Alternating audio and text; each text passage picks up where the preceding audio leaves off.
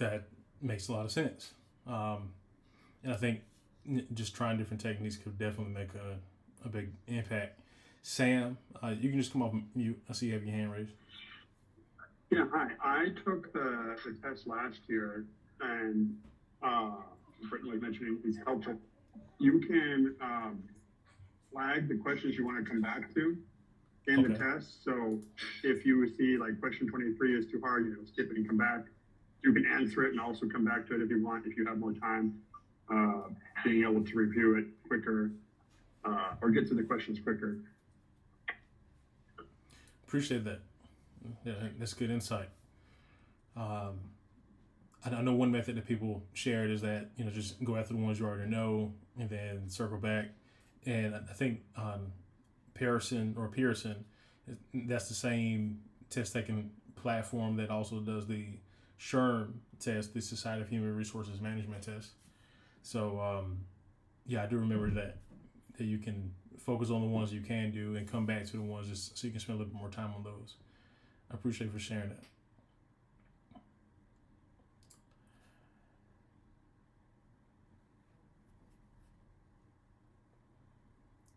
While and of course, again, if you have any thoughts, questions, or anything about what Athena has shared, please do raise your hand or even come off mute. First, I want to say thank you, Athena, for presenting this information. This is really great information, and what I can personally say I appreciate is just remembering or that I forgot how many things have happened from then up until now, and there's more happening. So, but it definitely has made me realize I need to go back and study on the world history. Like you said, there's really no way of knowing which question that they can really pull out, but just kind of knowing that in a general space, it can range between here and there. So definitely thank you. You're Sam, if I can put you on the spot since you took the test last year. So the book has a section on like mathematics and statistics. Can you like, I mean, I know you signed an NDA, but talk vaguely about how that kind of shows up. Is it just maybe understanding a graph or a chart? Yeah, basically, from what I remember, there weren't any like super complicated questions that required a calculator. Um, there were questions that were like, what is the average of these five numbers, or the mean. There was a bell curve question. But yeah, kind of like what you said, not a lot, not really specific questions about statistics that would require a calculator, but just and on those, I did my best to estimate and calculate, the best answer. But like most of the tests, you don't have a lot of time to calculate, what the answer would be. So I think they consider that when making the questions to not make it overly difficult, or they will require a lot of pen and paper calculation. Thank you. Of course. We have a question in the chat. Oops. We have a question in the chat, Sam, or anyone who may have the experience taking the test.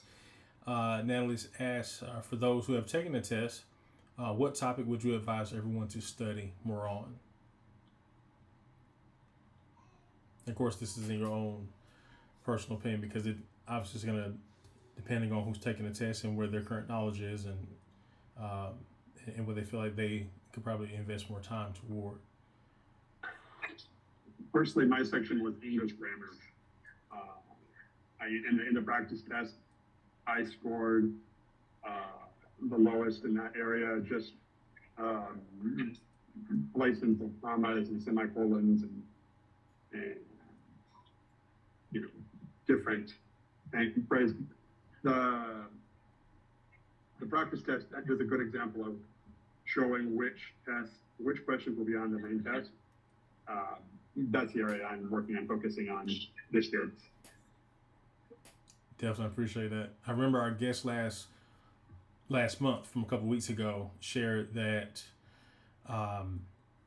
it's in a writing prompt. There's no Grammarly or spell check or anything. You really have to write, and you have no real support there. So you have to type it inside the platform. You can't write it in outside the platform with Word or anything and paste it in. So I think it definitely does challenge you to want to get it right the first time if you can. Obviously, in my own experience as a writer, just try to read it. And some people do write the way that they speak.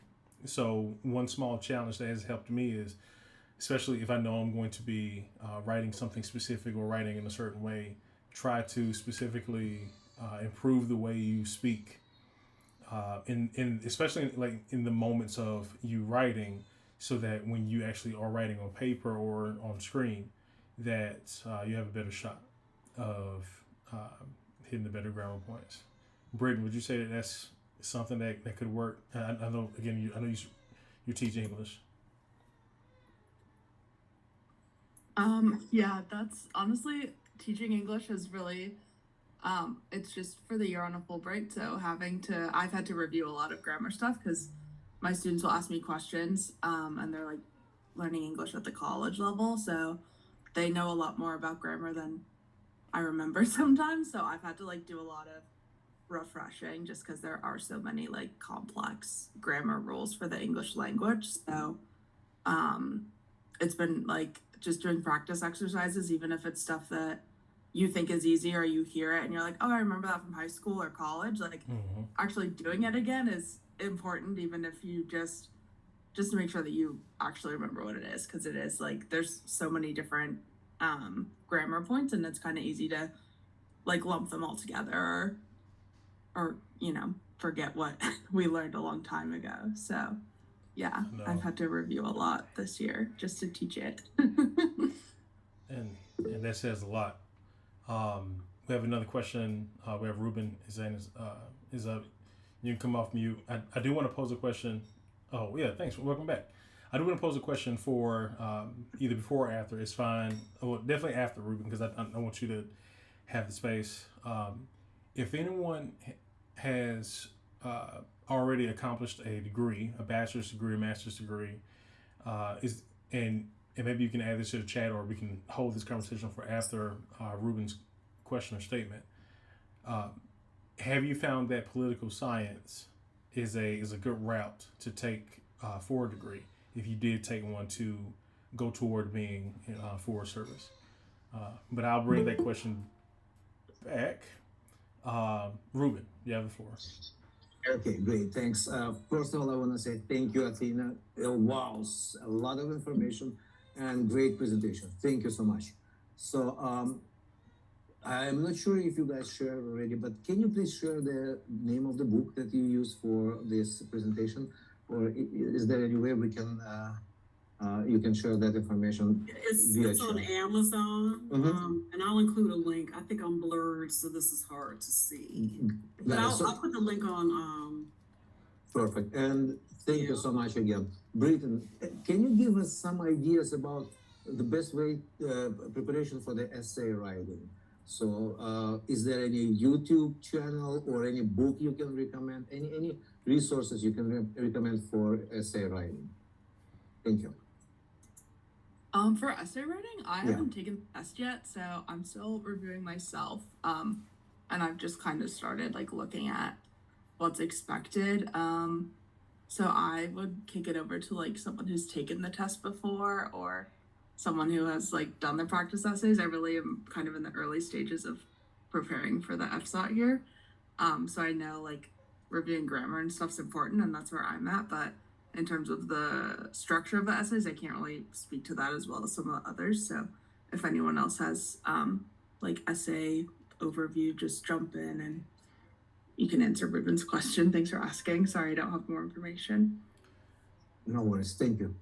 I can share a little bit on that. So something that helped me improve my writing, and I'm still improving my writing, but try to take a magazine article or a book or something that you watched or saw or experienced and attempt to recap it or write it based on your experience and your memory, and then go back and see how many errors that you actually would end up needing to correct. So obviously try to get as many right as possible in the beginning while you're writing it, but do not write it in the capacity where it will allow you to correct it as you go, but then go back and add it into a platform like Grammarly or Word doc so you can do a spell check and see how you're constantly improving. I mean, that's just in writing and storytelling and being able to communicate a story or communicate in an essay form. But I think once you have that as your foundation, you should be able to write essays easier. Thank you. Thank you, Travis. Thank you so much. I'll try to do that, definitely. No problem at all. Athena has shared the book link inside of the chat. Also, she posted the Word doc inside WhatsApp. Athena, I think you shared it inside the DC group only. I think so. Okay. So yeah, just put it in the main chat if you can. I might, like, the formatting is not good on this, but I guess it doesn't matter, huh? It's good though. I mean, with listening to it, reading it, it shows a clear timeline, and if anything, it gives us a blueprint of we need to focus on here, we need to improve here, or just go back and read or I guess include a couple more of our own lines as we go and read and study each event in that timeline. I think it's great. I appreciate it. Bring it back to the top. The question from before, and we have 10 minutes left on the clock. For those who are joining, thank you again. So, for those who have thought about this for a long time and you've known that you wanted to go into foreign service or international affairs, has anyone chosen a degree based on this? And if you have you found that poli sci or political science was a good starter for you, and maybe even making sense for you as you are studying for the FSOT, if there's any overlap, Britton? Yeah, sorry, I feel like I've been talking a lot, but It's okay. I have a political science degree last year, so when I was in it, I really enjoyed my classes and everything, but I kind of it's hard to see like the big picture kind of when you're just like taking all your classes every semester, but Yeah. I will say I'm really glad that I stuck with political science. I thought about changing it a lot, but I kind of just stuck with it because I liked the teachers most of all. But in starting to review for this exam and knowing about foreign policy and how it's like always evolving and changing, I do think having some political science knowledge, even though at times in college it's hard to feel like how much you're learning, you don't really know how much you're learning sometimes because Yeah. you have all your classes and everything. But I would say during college I didn't feel like it was maybe the best degree. Like sometimes I was like, why am I studying this? But I always was interested in like foreign affairs and stuff, so For sure. having like graduated less than a year ago, Nice. Well, I definitely stuck with congratulations. it. Yeah. I think even if you're not a poli-sci degree or anything, just like taking maybe a few courses related to political science, or like even just taking like an intro to international relations course, like whether that's online or whether that's like a class that you can sit in on somehow. Just like kind of understanding basic frameworks, I think, are really helpful in preparing for foreign service, at least from my perspective. But there's also like a lot of other degrees that can overlap with poli-sci. So like even if you're not poli-sci, it's not like the end all be all. It's just kind of a very traditional route that has worked for me. But there's other routes that can get you to foreign service as well. So that's just my recent experience. For sure. Thank you. Thank you for sharing that. I was looking recently at international business with one college, and it had, and they did not have a political science or international affairs degree path, but they said that there was some overlap there. So, like you just said, there's some other options. Um, I kind of wonder if it feels boring, while you're in the thick of it, because, like I said, you don't see the big picture, while you're taking the classes. Sam, Yeah. Sam had his hand up. He said that he seconded what Britton says. He did the same thing. Rachel, she commented as well. I studied international relations in graduate school, though it was a number of years ago now. Natalie agreed with you as well.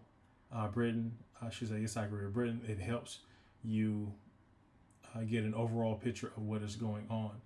Rachel, question for you, if you don't mind me asking. So, international relations, do you feel that as it relates to things that are happening now in the news, do you feel like that it did lay a good foundation for you to even have an understanding of what is happening in politics or in the world now? Thanks, Travis. Yeah, that's a good question. Yeah, I think it's definitely a helpful degree. And I found that my course of study had a heavy economics focus. And I was not fond of economics as an undergrad, but I found that it was really helpful. It helped me understand a bit more what was going on in the global economy.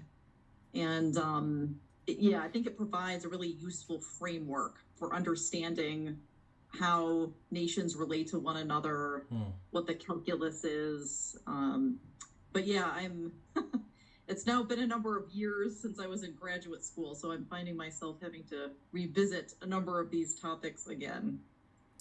Revisit, refresh, remind, remember. Mm-hmm. I can appreciate your response there, and thank you for sharing. Yeah, I'm actually in the process right now of choosing a college to go back to and see what college can pull all my credits together from this school, that school, and the next.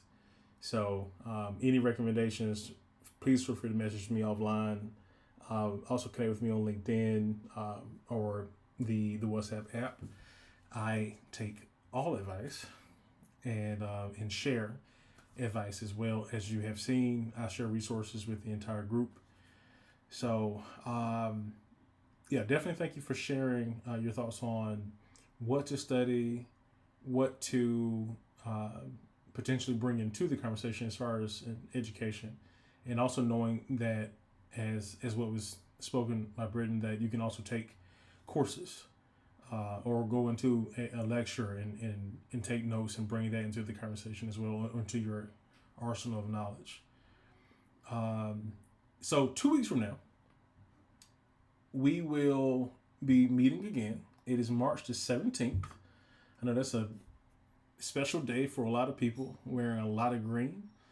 So we are going to need another facilitator, someone to pull together some knowledge, some things that we can all benefit from. You do not have to be a master of this knowledge. You can present what you know as it relates to the test, just so we can help better prepare. This study session is not a one-stop solution. It is initially so we can take this information and then prepare throughout the next couple of weeks. The test is coming up in June, so get ready. If this is what we're doing now, we're seeing what is there, what can we know a little bit more about, and that's what this group is about. What can we know a little bit more about?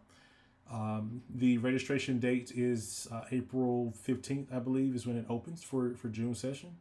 So yeah, just you don't have to master the knowledge fully, but if there's something that you feel that you want to know more about, and you maybe have in your own search have done some more research about, and you want to share that on or off camera on the 17th, you can message me offline, or you can volunteer here. You can raise your hand.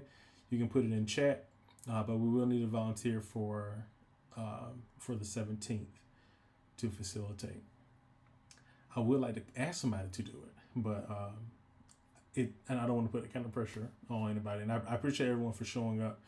While we are see if we can get any volunteers, anybody to message me, anybody to put it in the chat. We want to give a special thank you to Athena for volunteering and doing her research and sharing the information that she has brought to us. That was a phenomenal, Diana, I see your hand up. That was a phenomenal dive into U.S. history. And really appreciate it because for most of us, if not all of us, I know I can definitely speak, for myself here, is that it definitely brings a clear picture of, wow, I really need to go back and revisit some things in American history. So, Diana, did you were you volunteering for next week, or did you have something to contribute and thought?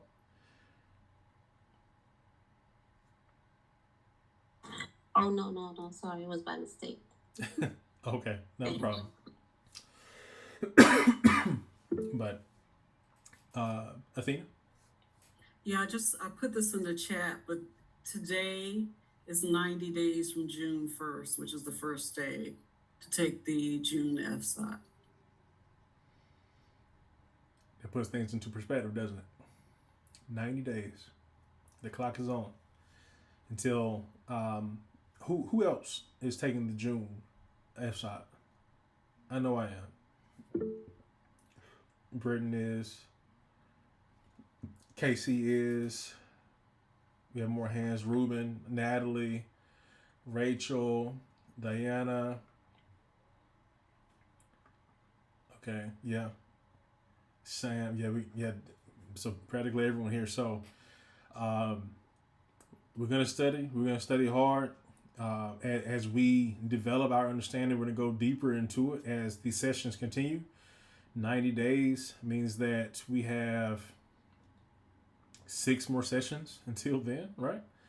So, because we meet twice a month, we're gonna more than likely get deeper into the content as we get closer to it. But even as we take the test, obviously, most of us will probably not be here. So who's not taking it, hopefully we can get a volunteer for that time, or we'll just put out a message saying that we're not gonna be meeting. But so we'll come back after that session and share our experiences and see if you can invite anyone to join you so we can share their experiences with them too. Natalie and Casey, it looks like you have your hand up. Let me see who opened it first.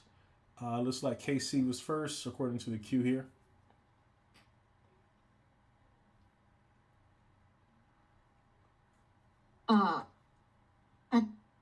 I didn't have a question or anything. I was just saying that I'm taking the exam in June. Oh, cool. Yeah, we're going to prepare and go hard into it. Natalie? You as well?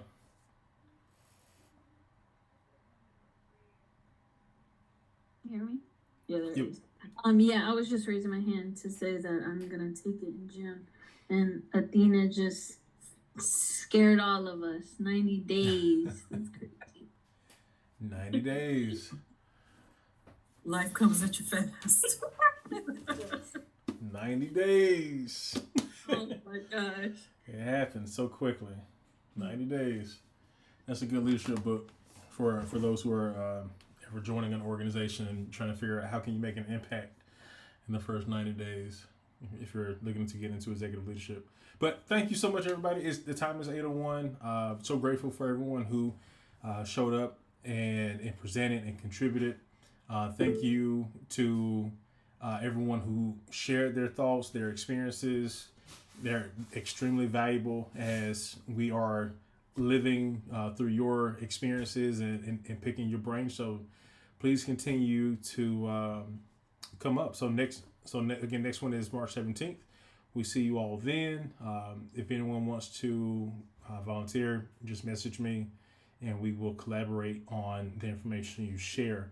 If there is no one, I will be here and I will go deeper into it. If there's anything that you want me to touch on, please message me as well and we can talk about it inside of the WhatsApp I think as we get closer to it as well, we'll probably have more frequent conversations. So instead of just waiting until the study groups, we'll probably actually speak a little bit more inside the chat session. But other than that, I hope you enjoy the rest of your evening. Have a great week, and we see you next time.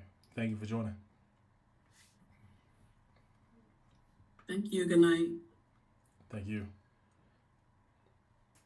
Yeah, we share the document, Ruben, in the group chat. Got you.